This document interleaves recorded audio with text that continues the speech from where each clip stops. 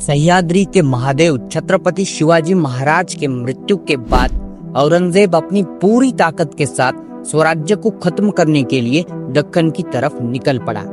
उस वक्त नासिक शहर मुगलों के कब्जे में था, मगर नासिक के पास का एक छोटा सा रामशेज नाम का किला अभी भी मराठों के कब्जे में था। उस रामशेज किले को मुगलिया सल्तनत में शामिल करने के लिए औरंगजेब ने अपने सरदार शहाबुद्दीन गाजिउद्दीन फिरोज को कई सारी तोपें और लगभग 25,000 की सेना के साथ रामशेज की तरफ रवाना किया।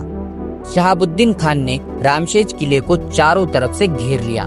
उस समय सिर्फ 600 मराठा सैनिकों के साथ किलेदार सूर्याजी जेधे किले पर मौजूद थे। मुगलों ने रामशेज पर हमला शुरू किया और मुगलिया सेना ने रामशेज किले पर चढ़ाई शुरू की।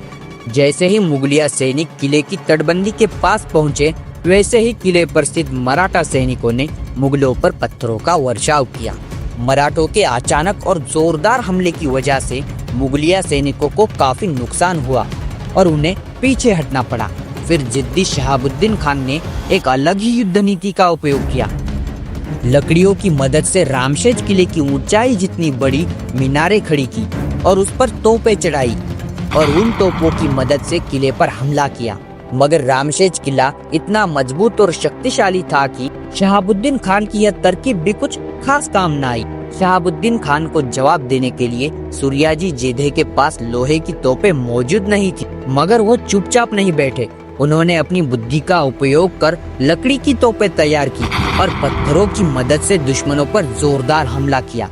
उस हमले में शहाबुद्दीन खान के कई अधिकारी मारे गए और कई सारे मुगलिया सैनिक भी मारे गए। उस वक्त रामशेज किले की घेराबंदी को नष्ट करने के लिए छत्रपति संभाजी महाराज ने रूपाजी भोसले और मनाजी मोरे को 5 से 7,000 की सेना के साथ भेज दिया। उन्होंने दो तरफ से बार बार शहाबुद्दीन खान की सेना पर हमला करके उन्हें तंग कर दिया। फिलहाल तो शहाबुद्दीन खान मराठों के बीच फंस चुका था। शहाबुद्दीन खान की स्थिति औरंगजेब को पता चलते ही औरंगजेब ने खान जहां बहादुर कोकलताश को शहाबुद्दीन खान की मदद के लिए भेजा। अब दोनों मुगलिया सरदार मिलकर किले को जीतने के लिए अलग अलग तरकीबें आजमा रहे थे, मगर रामशेज किले पर स्थित सूर्याजी जेधे उनके हर एक हमले को नाकाम कर रहे थे। लगभग 2 सालों तक शहाबुद्दीन खान ने रामशेज किले की घेराबंदी कर रखी थी। एक छोटा सा किला 2 साल के घेराबंदी के बाद भी हाथ नहीं लग रहा, इस बात को देख शहाबुद्दीन खान जुन्नर निकल गया। अब किले की घेराबंदी की पूरी जिम्मेदारी बहादुर खान पर थी। उसने रामशेज जीतने के लिए एक नई तरकीब अपनाई। इस योजना के अनुसार मुगलों की सेना की एक टुकड़ी सारी तोपें लेकर किले के पास इकट्ठा की जाए और वहां से किले पर हमला किया जाए। तब किले पर स्थित सारे मराठा सैनिक उसी तरफ तैनात रहेंगे। इसी स्थिति का फायदा उठाते हुए मुगलों की दूसरी टुकड़ी किले की दूसरी तरफ से हमला करेगी। बहादुर खान ने अच्छी तरकीब अपनाई थी, मगर मराठों को इस योजना की भनक पहले ही लग चुकी थी। फिर एक बार मराठों ने मुगलों को करारा जवाब दिया, मगर बहादुर खान किला जीतने के लिए कुछ भी करने को तैयार था।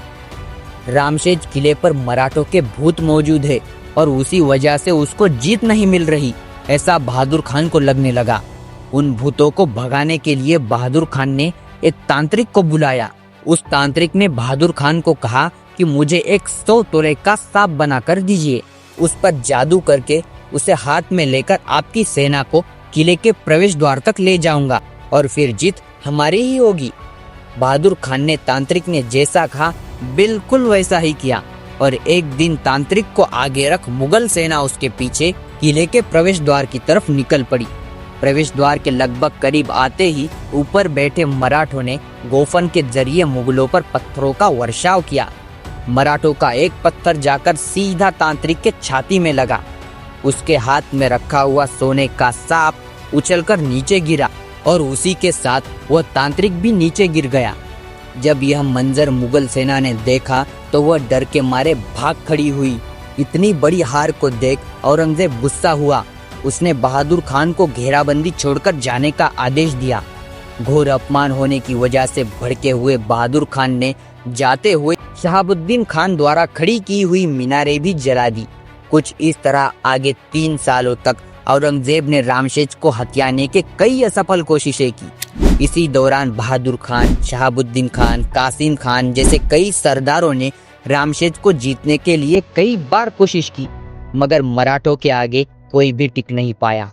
आखिर में औरंगजेब ने तंग आकर रामशेज किले की घेराबंदी हटा दी और किले को जीतने का ख्वाब छोड़ दिया। 1682 से लेकर 1687 तक कई वार सहने के बावजूद रामशेज मराठों की तरह पूरे अभिमान के साथ सर ऊंचा कर खड़ा रहा। कुछ इस तरह से एक छोटा सा किला 65 महीनों तक लड़कर मराठों ने दिखा दिया कि मराठा क्या चीज है। अगर यह वीडियो आपको पसंद आई तो इसे लाइक जरूर कीजिएगा और हाँ, चैनल पर नए हो तो चैनल को सब्सक्राइब जरूर कीजिए।